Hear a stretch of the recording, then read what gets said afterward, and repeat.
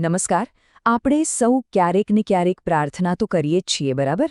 પણ શું આપણે ક્યારેય ઊંડાણથી વિચાર્યું છે કે આપણી પ્રાર્થના ખરેખર શું હોવી જોઈએ?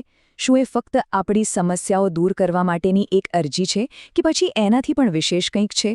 ચાલો, આજે પ્રાર્થનાના એક એવા દૃષ્ટિકોણને સમજીએ જે કદાચ આપણી આખી વિચારસરણી જ બદલી નાખે. તો સૌથી પહેલાં એ સમજીએ કે પ્રાર્થના છે શું? એનું મૂળભૂત મહત્વ શું છે? ચલો અહીંથી શરૂઆત કરીએ. આ એક બહુ જ સુંદર વાત છે કે પ્રાર્થના એ આપણા આત્માનો ખોરાક છે.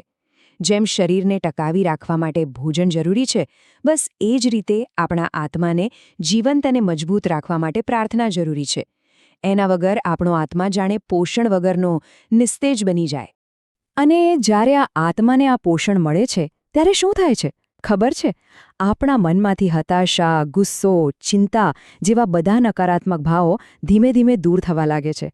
આપણામાં એક નવો જ આત્મવિશ્વાસ જાગે છે.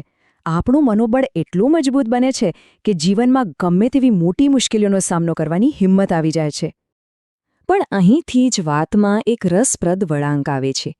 આજે આપણે જે પ્રાર્થનાની ચર્ચા કરવાના છીએ એ આપણી રોજબરોજની માંગણીઓવાળી પ્રાર્થના કરતાં સાવ અલગ છે. એ આપણને એક બિલકુલ નવો દૃષ્ટિકોણ આપે છે. તો સવાલ એ છે કે શું આપણે હંમેશા આપણી તકલીફો દૂર કરી દો, બસ એ જ માંગવું જોઈએ કે પછી એનાથી આગળ વધીને કંઈક બીજું માંગી શકાય? આપણી પ્રાર્થનાનું સાચું કેન્દ્ર શું હોવું જોઈએ? ચાલો હવે સીધા આ અનોખી પ્રાર્થનાના હાર્દમાં જઈએ.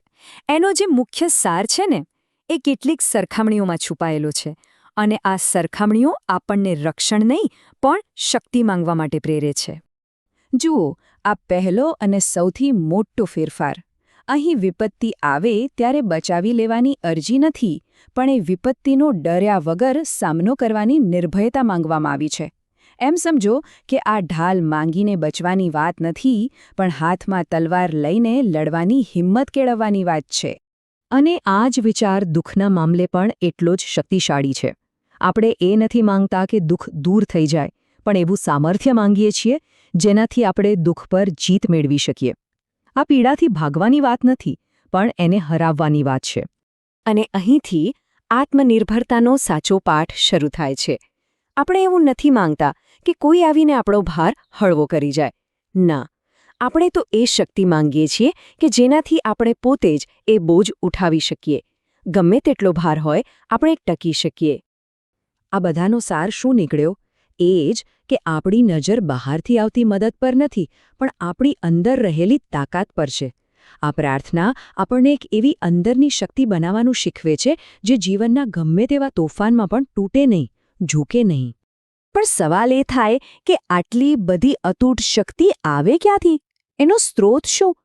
તો જવાબ બે મજબૂત પાયામાં રહેલો છે: આપણું પોતાનું આત્મબળ અને આપણી અડગ શ્રદ્ધા.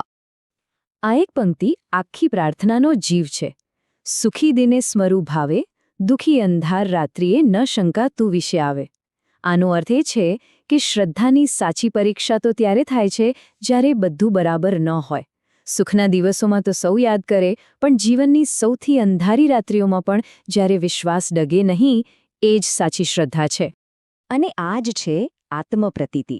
એટલે કે પોતાના પર, પોતાની માન્યતા પર અતૂટ ભરોસો. અહીં દુનિયાના છળકપટથી બચવાની વાત નથી, પણ એવી શક્તિ મેળવવાની વાત છે કે આપણો પોતાના પરનો વિશ્વાસ ક્યારેય ડગમગે નહીં. આમ આ પ્રાર્થના ઈશ્વરમાં શ્રદ્ધાને આપણા પોતાનામાં રહેલી શ્રદ્ધા સાથે જોડી દે છે.